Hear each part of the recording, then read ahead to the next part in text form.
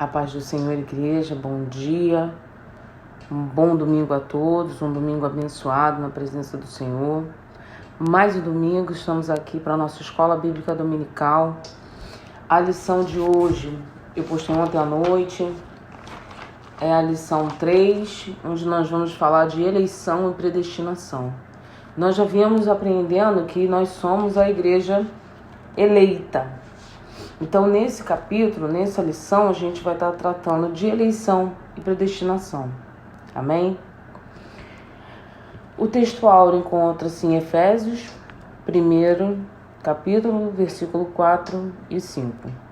Diz assim: quando também nos elegeu nele antes da fundação do mundo, para que fôssemos santos e irrepreensíveis diante dele em amor, e nos predestinou para filhos de adoção por Jesus Cristo, para si mesmo, segundo o beneplácito de sua vontade. Amém? Essa palavra beneplácito, em algumas versões, a gente vai ler ela como um bom propósito, né? Um bom propósito da vontade do Senhor. Verdade prática. Segundo a sua presciência, Deus elegeu e predestinou para a salvação os que creriam e perseverariam na fé em Cristo Jesus. A leitura do texto está em Efésios, do 4 ao 12. Primeiro capítulo de Efésios, versículo 4 ao 12. E diz assim: como também nos elegeu nele antes da fundação do mundo, para sermos santos e irrepreensíveis diante dele em amor, e nos predestinou para filhos de adoção por Jesus Cristo, para si mesmo, segundo o beneplácito de sua vontade, para o louvor e glória da sua graça, pela qual nos fez agradáveis a si, no amado, em que temos a redenção pelo seu sangue, a remissão das ofensas, segundo as riquezas da sua graça, que ele tornou abundante para conosco em toda sabedoria e prudência, descobrindo-nos o mistério da sua vontade, segundo o seu beneplácito, que propusera em si mesmo, de tornar a congregar em Cristo todas as coisas, na dispensação da plenitude dos tempos, tanto as que estão nos céus como as que estão na terra. Nele digo, em quem também fomos feitos herança, havendo sido predestinados conforme o propósito daquele que faz todas as coisas segundo o conselho de sua vontade, com o fim de sermos para o louvor de sua glória nós, os que primeiro esperamos em Cristo. O objetivo dessa lição é informar que Deus soube de antemão, por meio de sua presciência, quais pessoas creriam e que em Cristo seriam predestinadas a receber bênçãos espirituais. Bênçãos espirituais é aquilo que Deus tem para nós. Não são materiais, não são palpáveis, são coisas além do que nós podemos imaginar. A introdução. A eleição e a predestinação são termos importantes na compreensão da doutrina da salvação. Esses vocábulos, ligados entre si, elucidam o plano divino de salvar os pecadores. Nesta lição abordaremos os conceitos bíblicos e a interpretação pentecostal referente à eleição e predestinação. Amém? Então vamos lá, no tópico 1, eleitos para uma vida santa e irrepreensível. A dádiva da eleição precede a nossa existência, muito antes de nós existirmos. Antes da fundação do mundo, Deus planejou salvar e capacitar para uma vida de santidade os que ele elegeu de antemão. Todos somos eleitos, todos. Na lição nós vamos entender que todos fomos escolhidos, todos. Mas que Deus espera de nós uma transformação, uma mudança. Vamos lá. Primeiro subtópico, a eleição divina. Eleição traz a ideia de escolha. Aos Efésios, do capítulo 1, no versículo 4, foi o que nós lemos, Paulo menciona 3 aspectos dessa escolha. Em que fomos escolhidos? Em que fomos escolhidos? Em Jesus. Por isso, ela é cristocêntrica. Nós fomos escolhidos porque Deus entregou o seu único filho para morrer por nós. Amém? Em que tempo se deu essa escolha? O tempo é dito como antes da fundação do mundo, né? Com qual finalidade? Para que fôssemos santos e irrepreensíveis. Como nós temos visto, santo, ninguém não é o perfeito. Santo é aquele que é separado. A partir do momento que nós aceitamos a Cristo, nós somos separados. Nós temos que andar na contramão do mundo. Donald Stamps, editor da Bíblia de Estudos Pentecostal, a gente vai falar várias vezes na Bíblia de Estudo Pentecostal, afirma que a eleição de pessoas ocorre somente em união com Jesus Cristo e que ninguém é eleito sem estar unido a Cristo pela fé. Nossa declaração de fé assevera que Deus elegeu a igreja desde a eternidade, antes da fundação do mundo, segundo a sua presciência. No texto, ele vai separar 1 Pedro, capítulo 1, versículo 2, que diz assim: vocês foram escolhidos de acordo com o propósito de Deus, o Pai. E pelo Espírito de Deus, vocês foram feitos um povo dedicado a Ele, a fim de obedecerem a Jesus Cristo e ficarem purificados pelo seu sangue, que vocês tenham mais e mais a graça e a paz de Deus. Então, em 1 Pedro, a gente vai fazer essa confirmação de qual foi o propósito de Deus ao nos escolher. E a gente vai passar a entender que você foi eleito, você foi escolhido, que Deus tem um propósito na sua vida. Nenhum de nós foi gerado para fracassar. Nós fomos gerados para vencer. Mas vencer como? Em Cristo Jesus. A nossa salvação, a nossa vitória, todos os dias ela está em Cristo Jesus. Em que nós estejamos em Cristo Jesus. Porque é o sangue de Jesus que nos purifica. É através do sangue de Jesus que nós recebemos a graça. E lembra, a graça é o favor imerecido. A graça é aquilo que eu não mereço. É aquilo que eu não sou digno. Porque como seres humanos, nós somos falhos e somos pecadores. E precisamos dia após dia bater a nossa carne. Amém? Subtópico 2. As condições da eleição. A Bíblia de Estudo Pentecostal ensina que a eleição para a salvação em Cristo é oferecida a todos. E aí o texto vai trazer de referência João 3,16, que ele vai dizer assim, que Deus amou, porque Deus amou o mundo de tal maneira que deu o seu Filho unigênito para que todo aquele, ele deu para quem? Para todo aquele que nele crê, não pereça, mas tenha vida eterna. Então Deus não está fazendo distinção de A, de B, de C, de igreja, de ministério, membro. Deus não está fazendo distinção. Chegou agora, já tem 20 anos de igreja. Deus não está fazendo separação. Deus está dizendo que é para todo aquele que nele crê. Amém? E depois ele vai trazer 1 Timóteo 2, do 4 ao 6. Que ele vai dizer assim...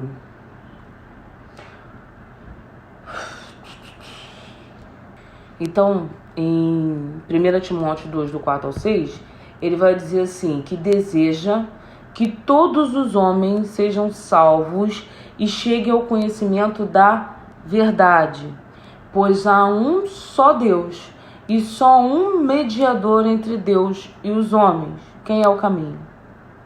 Jesus, né? O homem, Cristo Jesus, o qual se entregou a si mesmo como resgate por todos. Esse foi o testemunho dado em seu próprio tempo. Então a gente já conhece que Jesus é o caminho.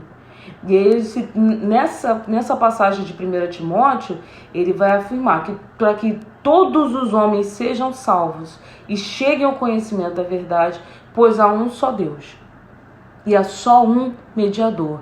Então existe só um caminho. Jesus é o caminho. Ele não é um de vários caminhos, ele é o caminho. Né? Por onde vem a verdade é a vida. Amém? Então vamos continuar. E torna-se uma realidade para cada pessoa, porque cada um dará conta dos seus feitos, né? Cada um de nós, em determinado momento, vamos nos achegar a Deus e prestar conta do que nós fizemos. Então cabe a cada um de nós, de acordo com o seu prévio arrependimento. E aí o arrependimento aqui, eu separei a passagem de Provérbios 28:13. Porque aí ele vai falar de mérito. Logo em seguida aqui ele vai falar de mérito. Entretanto, esse meio não é meritório. E ninguém pode cumpri-lo. Quando a gente fala de arrependimento, a gente está falando de mudança. Eu não estou falando de arrependimento porque eu tenho que me sentir culpado pro resto da minha vida porque eu errei. Mas eu tenho que ver o arrependimento da transformação. Eu errei, não erro mais. Eu pequei, não peco mais. Eu falei e não falo mais. Então, todos os dias é preciso buscar essa transformação. Transformação em que eu me arrependo e no dia seguinte eu caio de novo, não é arrependimento. Porque quando o arrependimento ele leva você a se constranger de estar fazendo algo que te afasta do Senhor. Porque quando nós pecamos, quando nós erramos, quando nós falhamos, a maior consequência é o afastamento do Senhor. Ninguém quer estar longe da presença do Senhor, mas às vezes nós fazemos inconscientemente. E inconscientemente nós temos atitudes que nos levam a nos afastar. Então que em nome de Jesus você venha abrir os seus olhos e ter esse olhar de transformação. Ei, fiz errado, preciso não fazer. E pedir graça. A gente também fala dos frutos. Mais à frente a gente vai falar dos frutos. Mas a fé, ela é um fruto. E se eu posso pedir a Deus todos os dias, Senhor, aumenta a minha fé. Aumenta a minha fé de que eu possa. Aumenta a minha fé de que eu consiga. Aumenta a minha fé de que eu vou conseguir. Então, todos os dias, nós precisamos desse arrependimento, dessa mudança, dessa transformação. E lá em Provérbios, não fiz a leitura ainda, né? Diz assim, quem esconde os seus pecados não prospera. Mas quem os confessa, os abandona, encontra misericórdia. É o que diz Provérbios 28:13.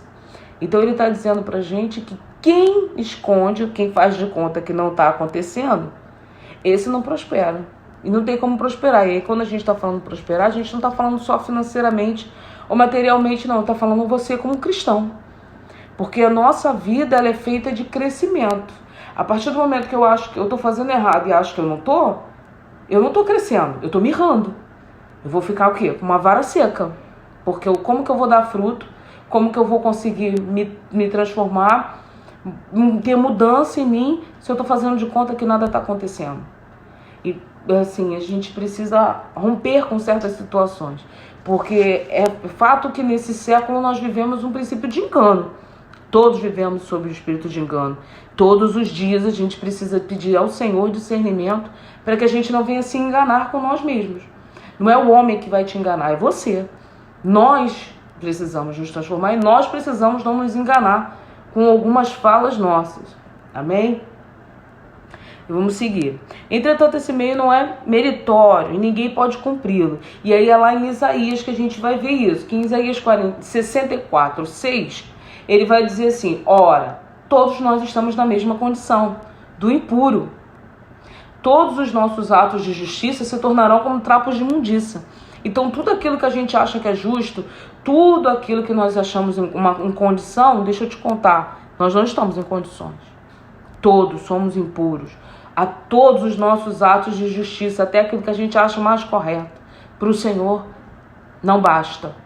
O que nos dá graça todo dia é Ele. Sem ser por Ele não é possível. Sem a graça de Deus. Desse modo fomos eleitos por iniciativa divina, por causa da graciosa obra de Cristo, e não pelas nossas obras. Aí vai estar em Efésios 2, do 8 ao 9. que diz assim: porquanto pela graça sois salvos, por meio de fé. E isso não vem de vós, é dom de Deus, é dom. A gente falou de fruto, e a fé é um fruto. Então, por nós, das nossas mãos, não é possível.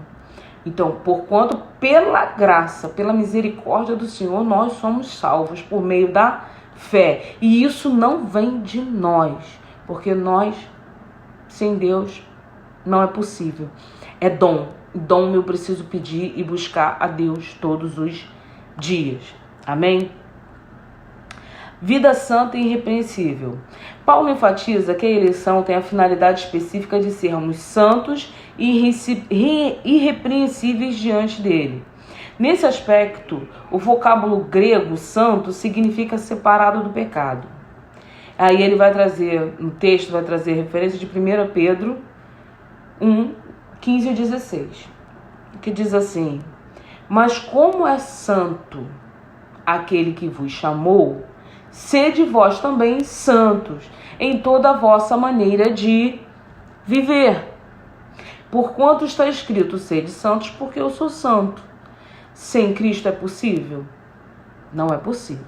Mas nós precisamos viver o mais próximos, o desejável, buscando, porque ele foi santo, Jesus é santo, né? Para nós alcançarmos um pouquinho do que Deus foi, do que Jesus foi nessa terra, como homem, nós precisamos muito buscar a face do Senhor.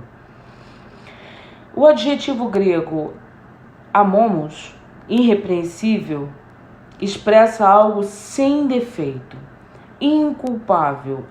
Os termos apontam para a santificação, isso é, o mais alto padrão ético e moral da vida para agradar a Deus que nos elegeu. Amém?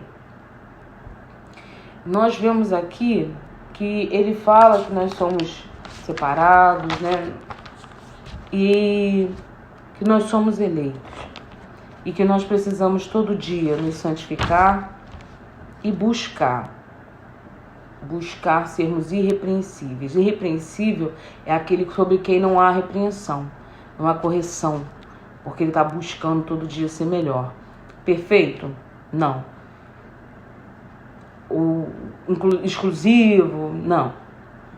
Todos somos santos porque somos separados e precisamos buscar todo dia a presença do Senhor e nos afastar de coisas que vão nos levar. A palavra diz que a gente precisa buscar o Senhor, todas as coisas se afastarão de nós. O único pecado de qual nós que devemos nos desviar são os pecados da carne, da concupiscência da carne. A nova vida dos eleitos. O tema é apresentado com exortações contra a velha conduta, tais como mentira, furto, palavras torpes, amargura, ira e a cólera. E aí a gente tem que... Eu vou dar uma pausa para ler em 1 Coríntios. Que diz assim... 1 Coríntios 5,17. Assim que, se alguém está em Cristo, nova criatura é. As coisas velhas se passaram e eis que tudo se fez novo. Então, quando a gente está falando em nova vida de Cristo, a gente está dizendo que tudo isso precisa ficar para trás. E ainda severas advertências contra a fornicação, a impureza, a avareza e a embriaguez. Está em Efésios 5, 3, no 15 e no 18. A finalidade é apresentar a Deus uma igreja gloriosa, sem mácula, nem ruga, mas santa e irrepreensível. Quem é esta igreja? Somos nós. Amém? Não obstante, aí é que vem o incentivo. Somente o Espírito Santo capacita o crente para esse novo estilo de vida. Ou seja, de nós não vem nada. Nossa capacitação ela vem do Espírito Santo todos os dias. E aí ele vai trazer como referências Gálatas 5:22, que é onde a gente vai falar dos frutos do Espírito. Trata-se, portanto, de um processo contínuo de santificação até a glorificação final no dia de Cristo. O que nós precisamos buscar todos os dias? são os frutos do Espírito, né? A paz, o amor, a alegria, paciência, que é a longanimidade, a benignidade, a bondade, a fé. Fé é fruto, volto a dizer. Ninguém nasce tendo fé. Você não cresce tendo fé. Você aprende dia após dia a ter fé. Você pede dia após dia ao Senhor para que renove a sua fé. Porque sem fé é impossível agradar a Deus. Sem fé você não tem como crer que você dorme e acorda no dia seguinte. Que você supera toda e qualquer adversidade. Amém? A mansidão, temperança. Todos nós precisamos ter atitudes temperadas. Sabe o que é temperado? É aquilo que é equilibrado. Não é insosso, não é salgado. Não é agressivo, mas também não é pacato. Nós precisamos ter um equilíbrio. A nossa vida ela precisa ter um equilíbrio que nós só conseguimos se Cristo estiver em nós. A primeira marca de que Cristo está em nós é porque você passa a ter equilíbrio. Equilíbrio para responder, equilíbrio para falar, equilíbrio para agir, tratar as pessoas. Quando você não está em Cristo, quando você demonstra que tem atitudes que pensam só em você. E quando nós estamos em Cristo, como Cristo é amor, como Deus amou ao mundo a ponto de dar, é dar. Dar amor, dar paciência. Ainda que não tenham com você, tenha com os outros. Ainda que você não receba, dê. Porque Cristo, o Senhor, nos deu seu único filho para morrer por mim e por você. E não foi para morrer, fechou os olhos, morreu não. Foi para morrer, açoitado, humilhado. Ele não morreu uma morte de cruz, uma morte de pesada. Porque os nossos pecados, os pecados dessa humanidade, são pesados, são grandes. Né? Me vem até a fala de Cristo na cruz, em que ele diz: por que me abandonaste? Pai, por que me abandonaste? Mas é porque naquele momento todos os pecados do mundo estavam sobre ele. E o Senhor não poderia estar próximo a ele. Né? Nós sabemos que Cristo está na glória, nós sabemos que Cristo está conosco. Ele deixou o seu Espírito Santo Consolador, mas todos os dias, antes das nossas atitudes, antes da gente abrir a boca, antes da gente... Né? Todo pensamento nosso primeiro passa pelo Senhor. Ele sabe de todas as coisas. Mas nós precisamos ter essa consciência que Cristo morreu por mim e por você. Ele morreu por mim e por você. E o texto vai dizer assim, no segundo tópico: predestinados para filhos de adoção. A palavra predestinar mostra que o destino dos eleitos foi feito na eternidade. Deus já sabia. Deus já tinha pré-determinado o que seria de nós.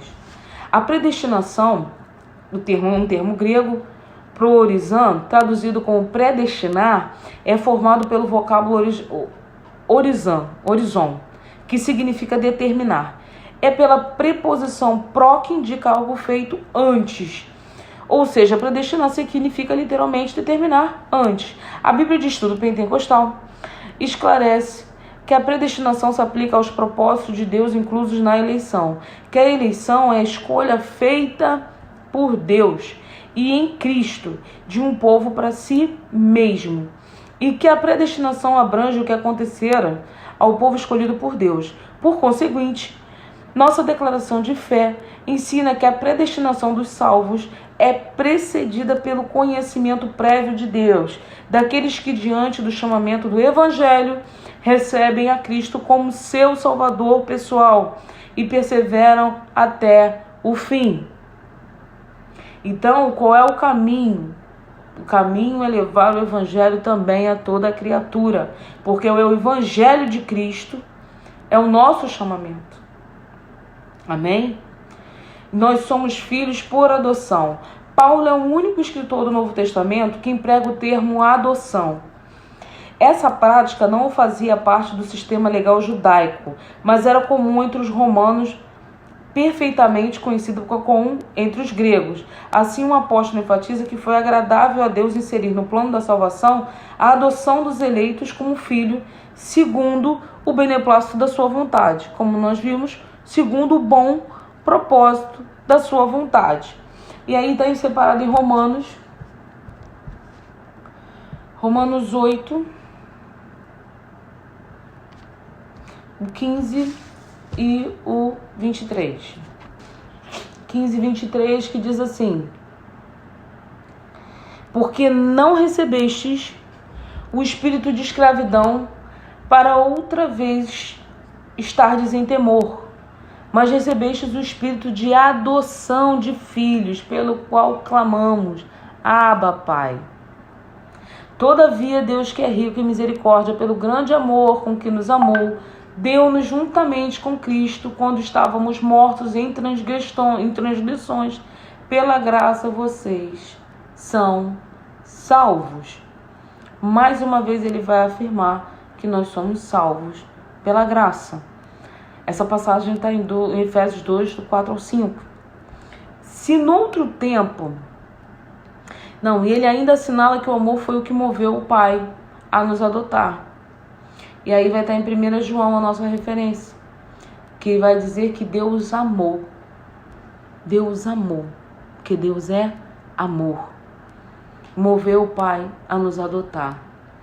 Se noutro tempo éramos estranhos e inimigos de Deus, agora estamos reconciliados com Ele em Cristo e somos seus filhos. Essa posição nos é imerecida. Contudo, aprove o Pai fazê-lo assim.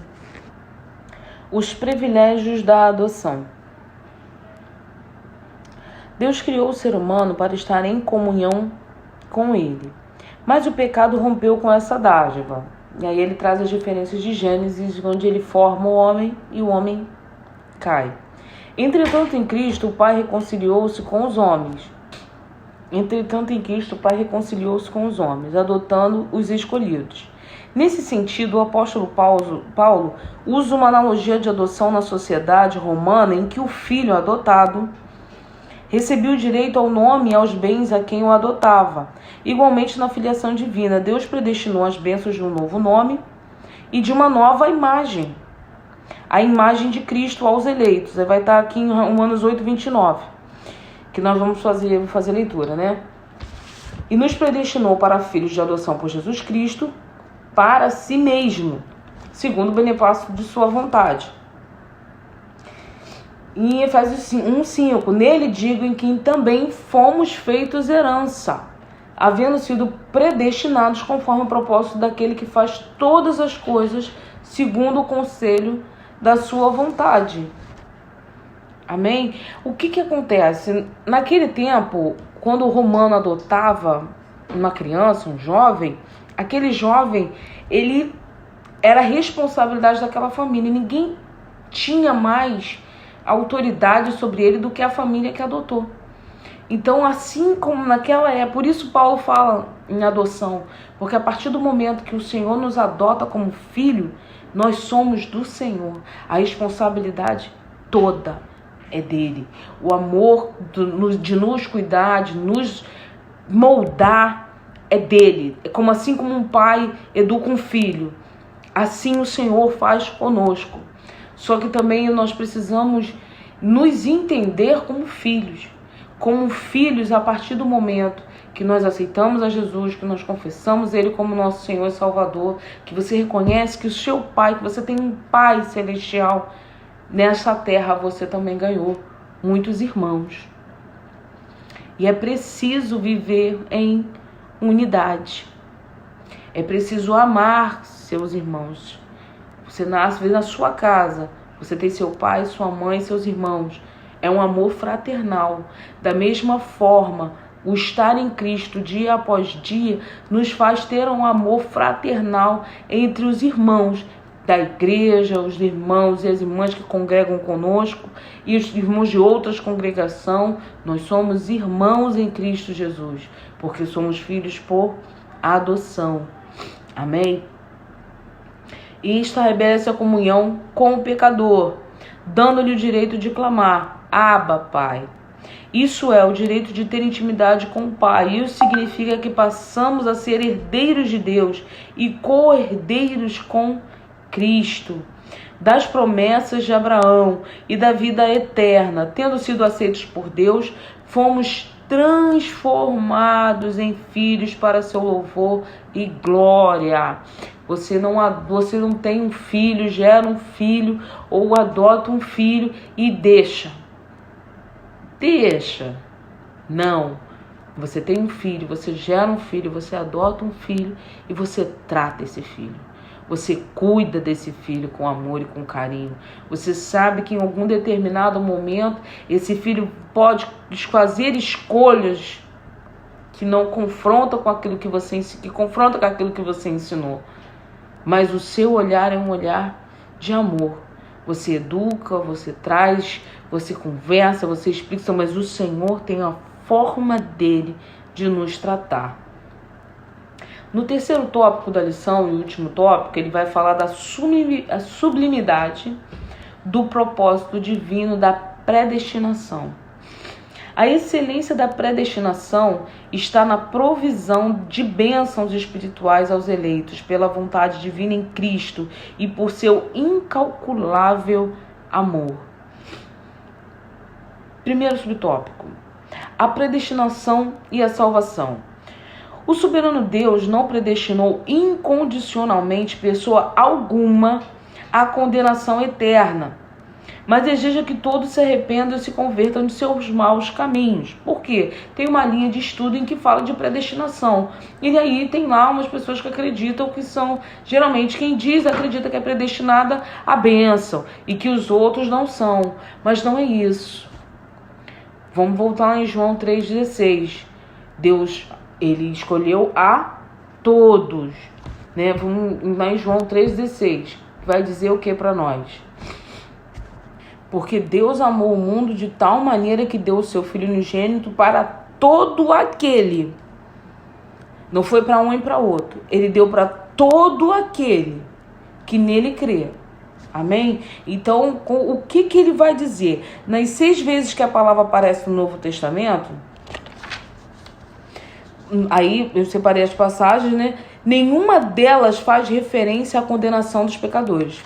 Portanto, não houve uma dupla predestinação em que Deus decretou e escolheu que uns vão para o céu e outros vão para o inferno. Nossa declaração de fé assevera que a predestinação bíblica diz respeito apenas à salvação, sendo condicionada ao quê? Ao arrependimento. Sendo condicionada apenas ao arrependimento. E à fé em Cristo Jesus, segundo a presciência divina. E aí ele separou aqui alguns versículos para afirmar essa passagem. Aí vai estar em Atos 4:28, que ele vai dizer assim: para fazerem tudo o que a tua mão e o teu conselho tinham anteriormente determinado que se havia de fazer. Atos 17:30, mas se Deus, não tendo em conta os tempos da ignorância, anuncia agora a todos os homens e em todo lugar que se arrependam. Romanos 8:29, porque os que dantes conheceu também os predestinou, para serem conformes à imagem de seu Filho, a fim de que ele seja o primogênito entre muitos irmãos. E aos que predestinou, a esses também chamou. E aos que chamou, a esses também justificou. Você é justificado em Cristo Jesus. E aos que justificou, a esses também glorificou. Glória a Deus. Né? Então, essas referências em que ele trouxe no texto é para justificar que você foi escolhido, você foi eleito, que você viveu um tempo passado, mas que a partir desse momento você é nova criatura. Né? Há uma predeterminação na tua vida. Né? E ele vai dizer agora a predestinação e o amor.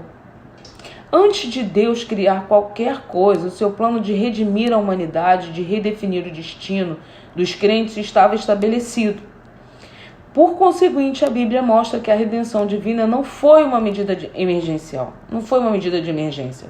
Ao contrário, era o plano imutável do amor de Deus desde sempre.